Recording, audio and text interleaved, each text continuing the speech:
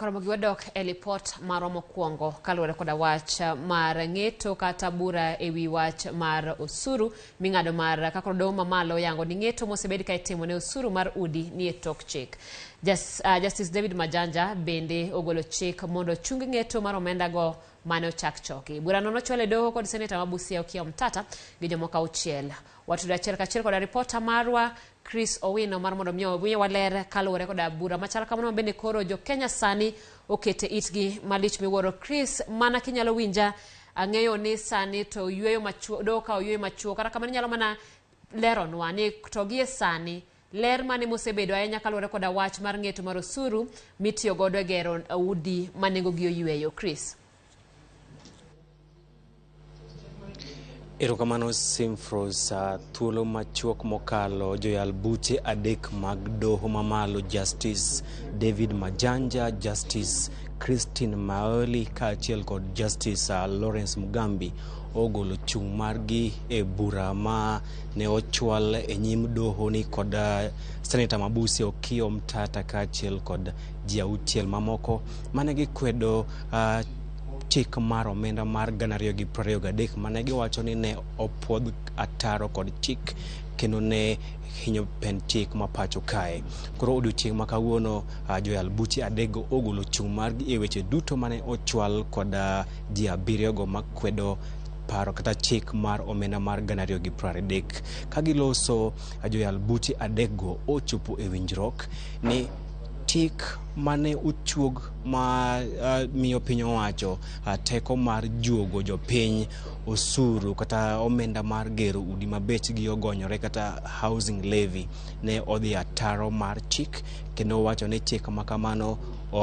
en gima odhi ataro kaluwore kod pen chik kendo giwito oko chik makamano kendo golo bura ni chakre kawuono piny owacho owe juogo jopiny osuru mar gero udi mabechgi ogonyore kata housing levy kochakore odiochieng' ma kawuono. Kopogore kod mano bende giwacho ni chik mane ochuogo chik mar omenda mar 2023 ne okoyango ni spika mar od bura mamalo kaachiel kod od bura mar Senate nyaka winjre motelo ne pedho paro mar chik makamane e od bura ka owacho ni mano chik moramora kata paro mar chik mar loso ewi weche mag omenda en gino ma onego bed ni itwakie kod jo od bura mamalo ma ok senators kendo mano gichung' kod piny owacho ne onge kama ne piny owacho odhi ataro kod chik. Kata kamano chik mar omenda maloso ewi housing levy kata omenda mijuogo jopiny ewi siro chenro mar piny owacho mar gero udi mogonyore kata housing levy mano e gima jopiny osebedo karito kod siso mar winjo ni to doho dhi golo chung' mare nadi kendo gima waseneno kaka en ni okinde mane ochopo kae kata achiel kod jogo mane ochwalo bura e doho nonyiso morgi ka gipuoyo ng'eto mar bura makamano. Kata kamano piny owacho to dwaro nomigi ndalo 45 mar keto e tim chik ma doho ogolo odiochieng' ma kawuono. Koro an achiel kuom an kod moko kuom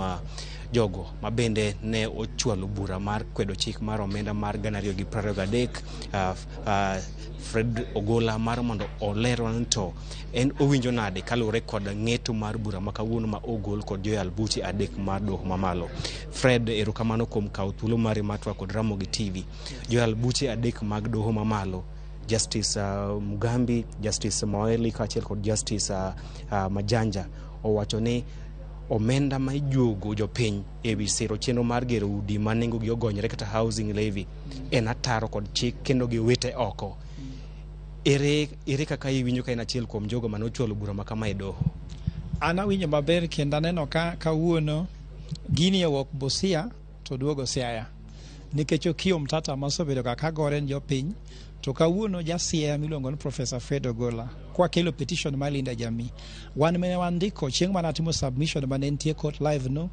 okinyal kelo sheria nikech sheria wacho ni okinyal kelo sheria ma discriminate nikidwa kelo ber mora ber no ripo bene jopiny duto nyalo nwang'e kaka ot kidwa gero ot kikiwach ni formal sector kende ema nyalo nwang'o ot kata informal sector nyalo nwang'o ot. Koro mano ne wang'iyo ni any law midwa apply or even ja Kenya ng'ata ma onge rangi onge no tribe religion kata obed no ongo pesa fuko ne kata nego oripon right and right. Koro wan mamor kakwa sherekea kaka linda jamii wamor sana no wa majanjo yie koda kendo kineno kako somecha no, a law cannot be applied discriminatory and therefore is thrown out. Kako wacheno mane kaka ne wandiko petition maro ka linda jamii to wamor sana mara riyo to wakwain apart from conservatory orders macho an koro mondo giket stay in order no mondo kigino be applied immediately wang'isen kikoyie bas mara riyo pesa mane osechok ruling mare no ko wacho wachno pesa mane osechok go sirikal mondo duokno jopiny mondo okonye jopiny kaka fuko jirach sani imino kaka nyise ne kalure kaka wachono mano kaka gitimo maber nikech jopiny oseywak at least wanwang'o wan win to nitie moko ma bende wadwa appeal nikech ok wayie wach ma VA teacher momedno bende mok wayiego. Koro nitie gik moko bende kanyo mo otamre miyowa seche ma jogi dhi court of appeal mondo gimawa gimomiyowa ni wabe wadhi court of appeal mondo wamagi gima ok gimiyowa. Erokamano Professor Fred Ogola, mano en achiel kuom yawago mane ocholo bura e doho kane gikwedogo chik mar omenda mar 2023. Koro mokar saa 9 ma midhiambo juu albuchi adekgo biro duogo kaka kendo mar lero wan to be nigi yie kod kwayo mar piny owacho mar mondo migi thuolo mar dhi nyime kod keto e tim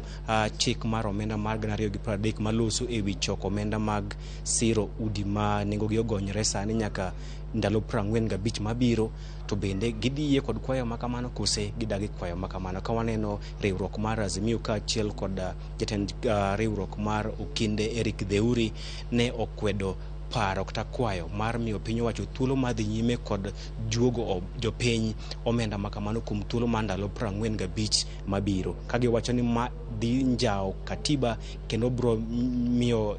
jogo moketho chik wang' teko mar dhi nyime kod ketho chik. Simfros.